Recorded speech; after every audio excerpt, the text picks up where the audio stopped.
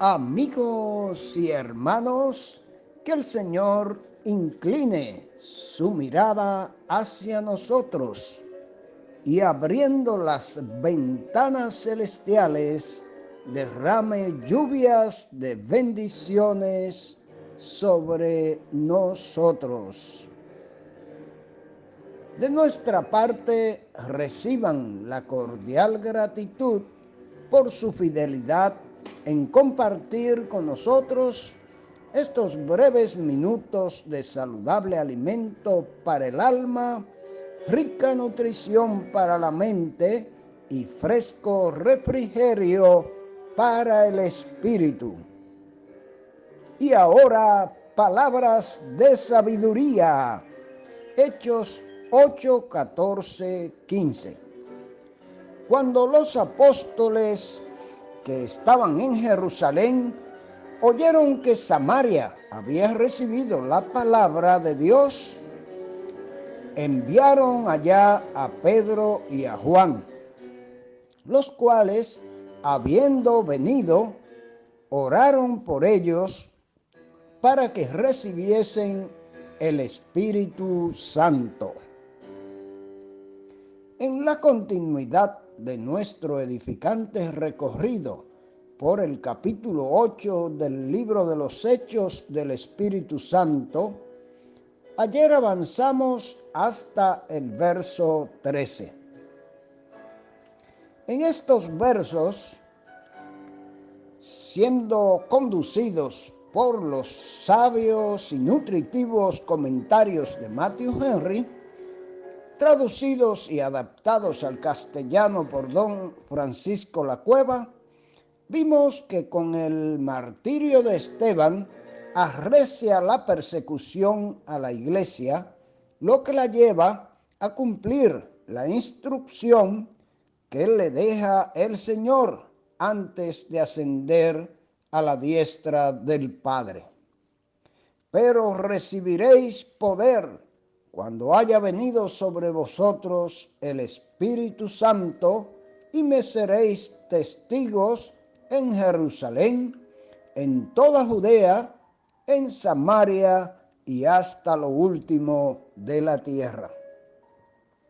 Fue necesaria entonces la gran ola de persecución para que comprendieran que ya Jerusalén estaba predicada, por lo que era necesario y había llegado el tiempo de abandonar la comodidad que disfrutaban allí e ir a llenar a Judea y Samaria con el mensaje transformador del Evangelio.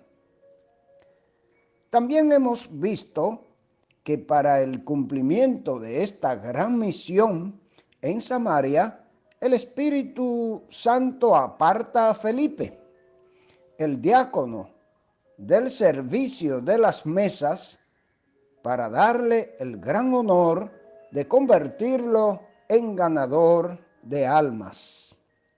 De esta digna labor de Felipe, bajo la guianza del Espíritu Santo, así como del buen resultado obtenido, seguiremos conversando en el día de hoy. En particular, queremos hacer un llamado a nuestros amigos de la Iglesia Católica Romana para que analicen bien el contenido del versículo 14 que hemos leído. Y acerca de este verso, les pregunto, ¿cómo es que si Pedro es la cabeza de la iglesia y el jefe de los demás apóstoles, según ustedes creen y dicen, son los demás apóstoles que mandan a Pedro a una labor de observación y ayudante a un simple diácono y o predicador? No pueden argumentar que fue como cabeza y jefe a supervisar y dar órdenes o confirmar a los nuevos conversos. Porque entonces, si ese es el caso, ¿qué buscaba Juan acompañando a Pedro? E iba con la misma misión de Pedro y la misma encomendación por los demás apóstoles. Entonces serían dos cabezas.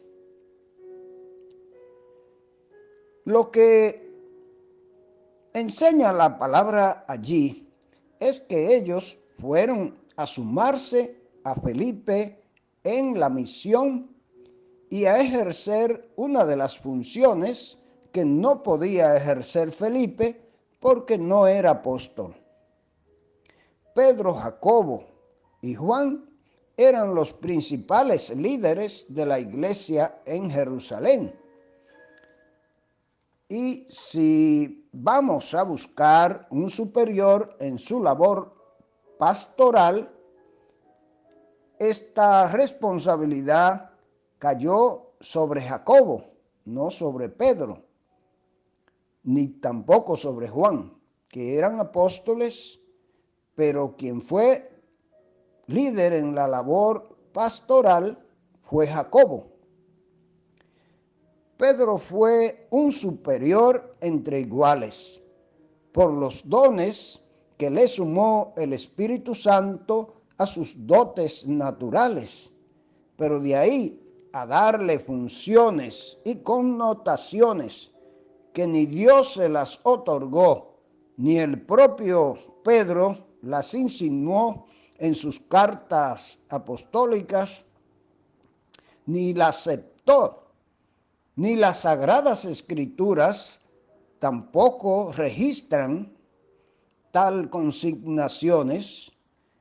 Es solo obra de las tradiciones y de la ceguera espiritual de los líderes católicos romanos.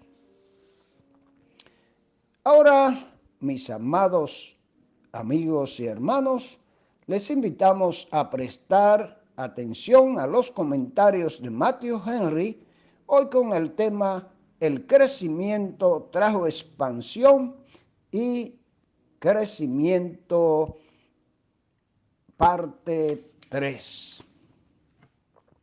Las buenas noticias del éxito que la predicación de Felipe había obtenido en Samaria llegaron a Jerusalén, por lo que los apóstoles enviaron allá a Pedro y a Juan, considerado como de los más eminentes entre los apóstoles. El contexto posterior no da pie para afirmar, como lo hace el jesuita J. Leal, que Pedro y Juan llevan la misión de informarse, como luego Pedro en Judea y Bernabé en Antioquía. Desde el principio, continúa Leal, la iglesia es jerárquica y hay una autoridad que dirige y vigila la fe. No hay tal autoridad bíblicamente. Pedro y Juan no van a Samaria a inspeccionar la predicación de Felipe, sino a llevar a cabo la obra que a ellos competía y completar la obra de Felipe. Veamos, ¿cómo llevaron a cabo esta obra de ayudarle allí o la misión que le competía? Se nos dice, según verso 16, que aún no había descendido el Espíritu Santo sobre ninguno de ellos, los convertidos en Samaria, con las señales extraordinarias que se manifestaron en los discípulos el día de Pentecostés. Así pues, Pedro y Juan descendieron. Siempre se descendía al salir de Jerusalén por la posición geográfica que tenía, y oraron por ellos para que recibiesen el Espíritu Santo.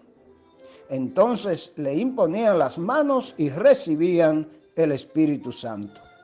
Comenta el doctor Ryder, con su claridad y concisión de siempre, aunque los samaritanos habían sido bautizados en agua, el don del Espíritu Santo fue demorado hasta que llegaron Pedro y Juan y les impusieron las manos. Normalmente el Espíritu es dado en el momento de la fe o de creer, según establece Efesios 1:13. En este caso, sin embargo, era imprescindible que los samaritanos quedasen identificados con los apóstoles y con la iglesia de Jerusalén, a fin de que no hubiese una iglesia cristiana samaritana rival de la otra. También se nos dice que dichos convertidos de Samaria solamente habían sido bautizados en el nombre del Señor Jesús. Trenchard opina que el bautismo en el nombre del Señor Jesús era para los creyentes en el Dios verdadero, de modo que el acto de su bautismo significaba sobre todo su unión con Cristo, mientras que las naciones en general habían de ser bautizadas en el nombre del Padre y del Hijo y del Espíritu Santo, según establece Mateo 28:19. Pero la fórmula en el nombre del Señor Jesús o de Jesucristo es la única que aparece en Hechos. ¿Acaso serían prosélitos todos los mencionados en Hechos 10, 28 y 40? Además, ¿con qué fórmula son bautizados desde tiempo inmemorial los judíos que se convierten al cristianismo? ¿No es con la de Mateo 28, 19? La solución de este problema no es nada fácil. Lo único cierto es que mediante el bautismo damos a entender que nos hemos dedicado a Dios para entrar en comunión con la deidad, según Mateo 28, 19, una vez que estamos injertados en Cristo, Romanos 6, 3. ¿Cómo descubrieron y descartaron a Simón el mago? La perversa propuesta que les hizo Simón el mago, por la cual se descubrió su hipocresía, dice la palabra, cuando vio que por la imposición de las manos de los apóstoles se daba el Espíritu Santo, les ofreció dinero. Pensó que el cristianismo era una forma de magia más elevada que la suya. Tenía la ambición de poseer el honor y el poder de un apóstol, pero no la gracia y el espíritu de un cristiano sincero, más interesado en ganarse prestigio que en hacer el bien a otros.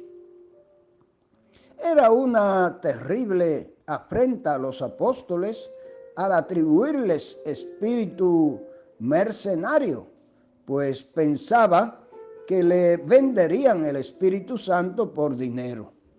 También era una terrible afrenta al cristianismo, al pensar que los milagros eran efecto de artes mágicas.